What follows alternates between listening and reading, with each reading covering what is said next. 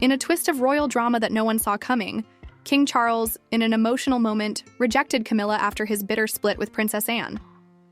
Yes, the king, with tears in his eyes, made a decision that would shake the very foundations of the British monarchy.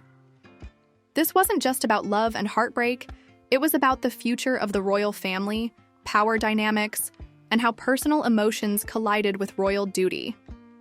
Let's dive into what really happened behind the closed doors of Buckingham Palace, and what led to the king's heartbreaking decision to push Camilla away at such a crucial point in his life.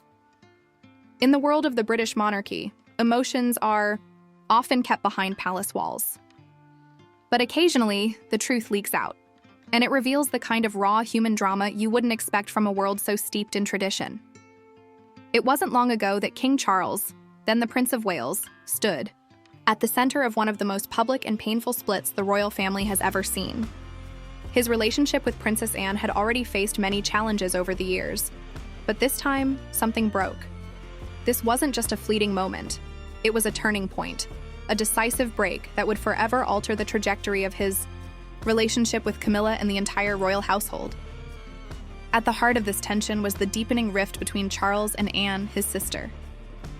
The public had long speculated about their relationship, noting the tension that seemed to rise between them over the years. Both fiercely independent, they struggled to find common ground, and as time went on, cracks in their relationship became evident. But it wasn't just the rift with Anne that was problematic for Charles. It was how Camilla fit into this dynamic, and how her presence in his life would forever affect his role as king. When Charles and Camilla's relationship first emerged into the public eye, it was met with scandal and speculation. The royal family, notorious for its conservative views, was not prepared for the waves their romance would create.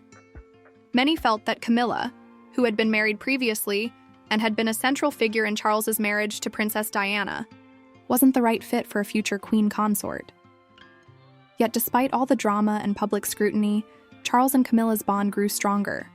However, this did not come without its own set of complications.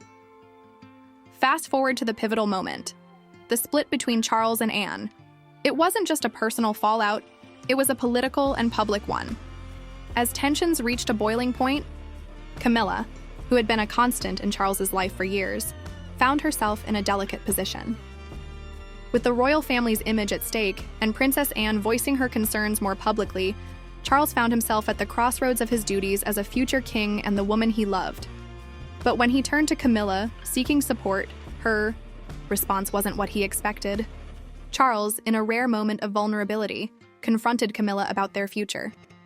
Tears welled in his eyes as he poured his heart out, lamenting the fractures in his family and the pressure to carry out his royal duties while balancing the growing tension with Anne. It was a conversation filled with raw emotion and uncertainty about the future. But in that moment, something unexpected happened. Camilla, who had always been seen as Charles's confidant and most trusted ally, rejected him.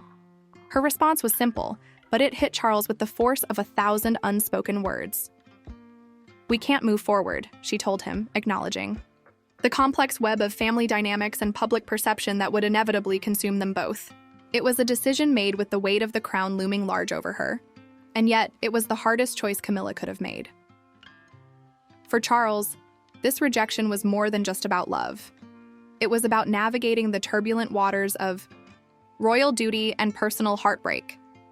After all, this was the man who had waited decades to claim the throne, only to find himself in an emotional whirlwind that could threaten everything he had worked for. And in that moment, the tears in his eyes weren't just about losing Camilla. They were about losing control of the one thing he had tried so desperately to maintain, the image of the royal family. But why did Camilla make such a choice?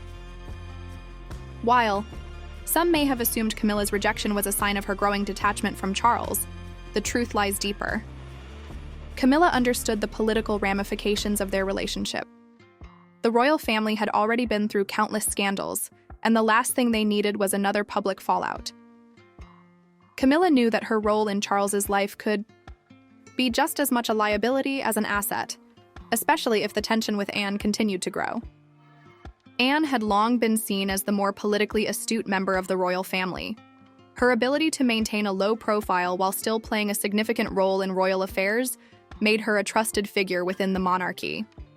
But as Charles's relationship with Anne soured, her influence began to take on a new shape. What was once a supportive sibling relationship became one of rivalry and competition, with Anne asserting herself as a staunch defender of the monarchy's public image. This created a power struggle within the royal family that, in many ways, mirrored the personal tension between Charles and Camilla. For years, Charles had been walking the tightrope between his duty as heir to the throne and his love for Camilla. The conflict with Anne only amplified the strain on their relationship. And as much as Camilla wanted to be there for Charles, she understood the importance of stepping back.